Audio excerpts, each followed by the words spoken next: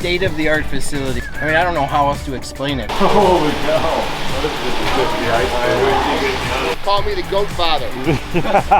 It needed zhuzhed up, so we called George. George is the judge up guy. Zhuzher! Hey, what's up everybody? Ed the Pond Professor here. Just got off the phone with Doc Johnson. He is one of the leading authorities on koi fish. So he has done tons and tons of training with Aquascape directly, as well as our CACs, as well as koi organizations around the world. I had my vlog a week ago and got a bunch of questions. We wanted to get his feedback. So we sent him pictures, videos, samples.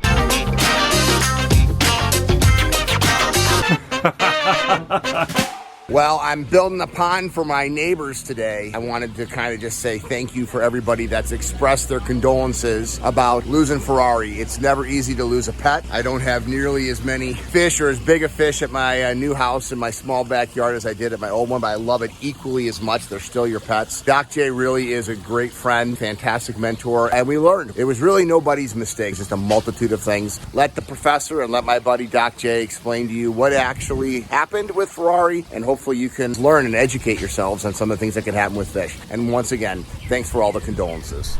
So what I did was I just set up a Zoom call with him. Andrew, myself, we're going to talk to Doc directly. We're going to get his thoughts on what happened. We want to learn from it. We want to grow from it. I have been designing and building water features for 28 years. I've handled thousands and thousands of fish over all those years, as well as Doc Johnson. So we want to cross our stories. We want to discuss all these different things so we could move forward, figure these things out, and make everything better for all of us. I hope you enjoy it.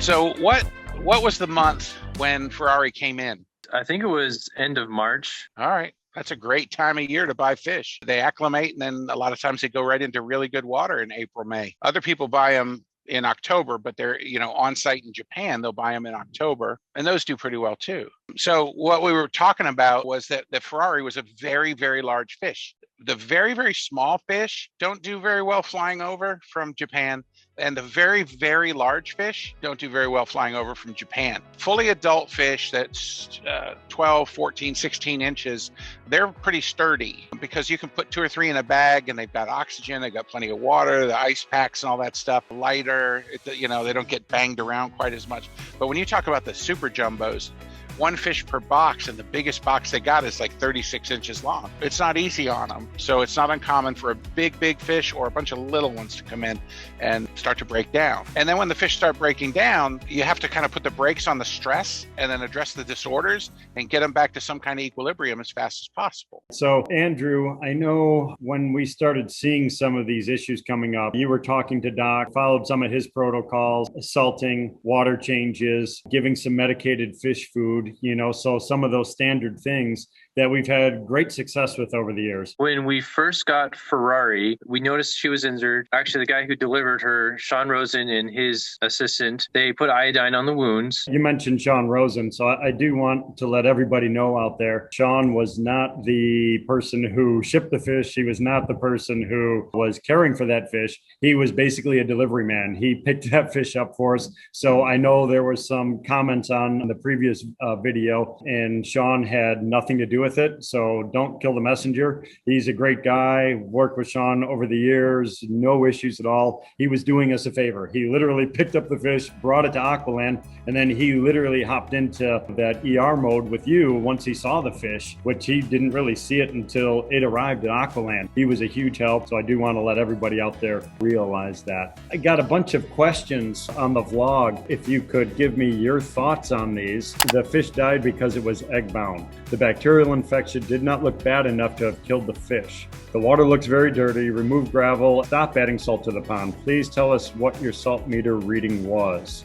Well, there's good advice in that. Water clarity, underfiltration, keeping track of the salt levels, making sure that they're either physiological or at least parasital are all good things. So as far as looking at a fish and saying it's egg bound, I doubt it. And the reason being is that most egg bound fish look like tadpoles. I mean, the amount of eggs that build up in them is concerning. concerning. Just a fish at that time of year being full of eggs is absolutely normal. Producing that many eggs was calorie and energy consuming, so that was a thing, certainly. And she held less food, and it was stressful and all that. From the necropsy pictures or anything, I didn't sense egg bound. The deterioration of the fins from the get-go, I mean, as soon as you got the fish, apparently she was fairly significantly wounded, and then those got infected. That kind of parked you behind the 8 ball that time of year, and in the facilities that might not have been ready for such a great big fish plus some tocci. Another question from Imperial Aquatics. The red streaks in the fins indicate septicemia. If a blood sample is taken within 24 hours of dying, it would most likely show this under a microscope or culture. Your thoughts on that? Septicemia is accurate with injected fins, and as long as the fish had the problem and all that, it's very, very safe to say. As I recall, the peritoneum and the air bladder weren't spattered with red. No. But it wasn't hemorrhagico-necrotic in there with a big red rotten spots on the air bladder and the peritoneal space in the kidney, as I recall. The kidney actually looked pretty decent too. As far as cultures are concerned, blood cultures are great, but if you pull it after the fish has died, you're going to have a lot of autolysis bacteria that have jumped straight out of the gut into the bloodstream, and autolysis starts, and all the germs everywhere just wrecks the whole thing. Baytril was probably used, which is one of the weaker medications that many bacteria have built up a slight or complete resistance to. Andrew, did you end up using that? We use Baytril, yes. Okay. Resistance exists on all of the antibiotics that we are using, except the antibiotics we're not using a lot of. You'll see sensitivity showing up for amikacin and gentamicin because it'll shut their kidneys down. And then you'll see chloramphenicol and all of the thiamphenicols, fluorphenicol showing up as highly sensitive. So then there's the availability issues. And Baytril happens to be easy to store, pretty safe to use. The dosing interval and the dosing amount, the therapeutic index of how much it takes to kill a fish is very wide, so it's safe. There is a commonly held but unverified belief that Baytril is failing against a lot of germs, and that has not been borne out at my place. I'm finding it works in 7 out of 8 cases. Cultures show that. But somebody started to say that, and everybody just kind of grabbed onto that, and they're taking it as rote. I would go back to the original person that said Baytril is starting to fail and say, please show me your cultures. Show me your sensitivity reports. I mean, I'll believe it. If there's a university and they're looking at sensitivity reports and they're starting to see, the big resistance coming up on Baytril, I would completely subscribe to the idea. You never checked any of the internal organs. Again, during the video, we did not show that, but that was done. We just didn't show that on the video. So, but if the guy, knew the organ systems that he was looking at, and you showed him, he'd probably be like, yeah, that's a conspicuous absence of bloody splotches everywhere. And, you don't see necrotic intestine and all of that stuff. So it was a good cuts on the necropsy that you sent me. Not hard to interpret anything. I have another interesting comment here. Looks like it was her first time in crowd while carrying eggs, so she can't relax, which is possible. When you see an adult stressed fish, isolate them into muddy water. That helps them a lot. So they're making an excellent point. We were talking earlier, Ed, about equilibrium. Yep. And it doesn't have to be muddy, but a lot of water that's muddy is at equilibrium. The only problem with that is if somebody was literal about that, they'd say, oh, I can make a muddy pond in 5 minutes, and just go out and scratch a hole in the yard, put water in it, and that's muddy. What you're really looking for is an equilibrium of beneficial bacteria, slime bacteria. If somebody said they were going to import fish to perfect equilibrium or to broad spectrum disease treatment and Baytril shots, totally pick the equilibrium system. In the absence of any treatment, I think their chances would be better at equilibrium than they would be with medicine. Andrew and I don't want to take up your entire evening here. Could you give us a quick rundown of what you think was the ultimate cause of death for this fish? So here's when you get fish from Blue Ridge Fish Hatchery, they get netted up and transported one place. Then they're held and prepped for travel, and they're purged, and then they're shipped to the next airport, and then they go to the retailer. That's not a lot of stops. That's not a lot of time in the bag. If you look at the number of times a fish gets transported from Japan, it's 3 times what it is in America. And there was a study that was done, and I believe it was done in New York, and they were looking at the immune system, and they were handling them, and they were looking at the time it takes for the immune system to come back online. What they found out was you handle them at all, and the immune system goes on a break. Fish are burst escape. In nature, their threats are like, if you don't get away in 10 seconds, you're caught, right? Yep. Yep. So they release an adrenaline cortisol burst so massive that the entire immune system just shuts down, and it can take up to a week to come back on. Wow. Which is okay, because if they're in good water and there's no real parasites and they're still eating, it's fine for them to have no immune system for a week.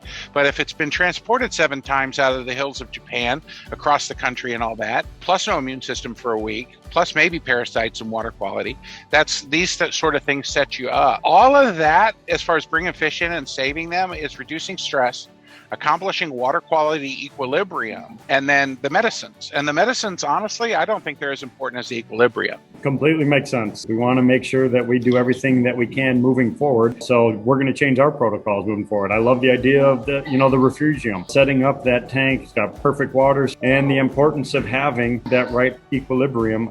I agree with you, 100% key. I don't know if Ellen is feeding animals over here, so I hope all the viewers realize I am doing this Zoom call from our barn. The animals are getting a little testy on the other side. Always love catching up with you. Good to see you too. Your wealth of information is just incredible. Look forward to working with you again. Hopefully we could build a pond together at some point. Cool.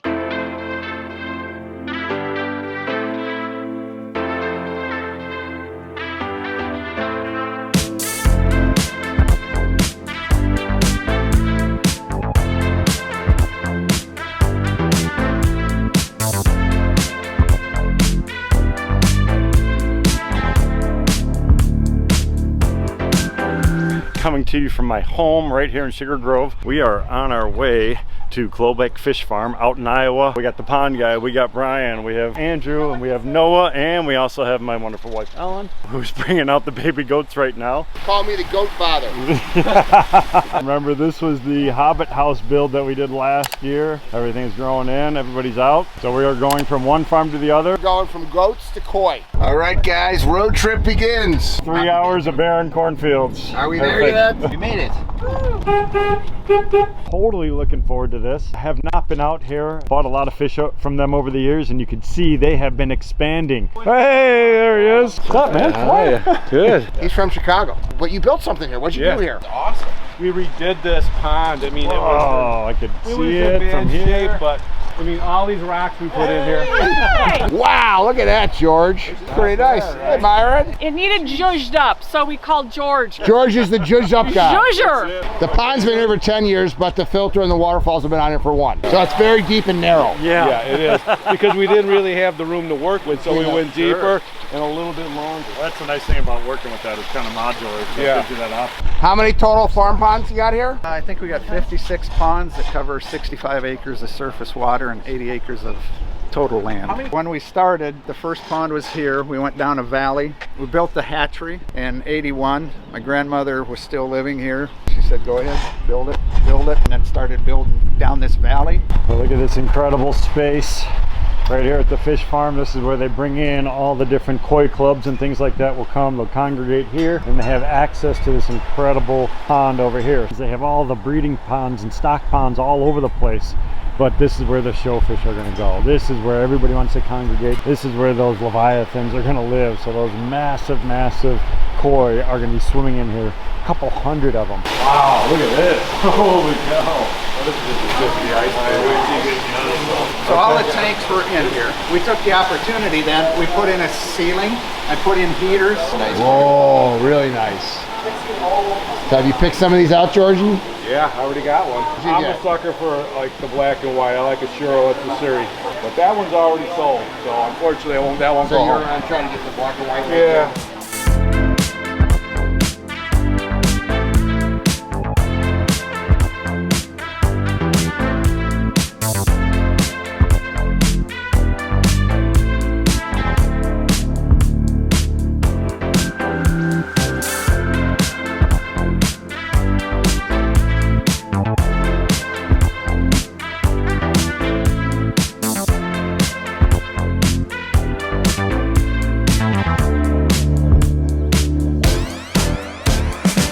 So as we move the koi more and more indoors, we still spawn the fish, put them out. The reason we do that is they need to pick up the natural bugs and stuff, get it on them, then we bring the fish in and clean them up. It takes a good 60 days to really get a clean koi before we ship it. Not raising all the fish indoors will never do that. You risk those fish not having immunity to where they're going in the natural environment. You produce a sterile fish and then you expect it to live going out in a dirty environment. It's bad news. So we spawn about 20 million fish a year.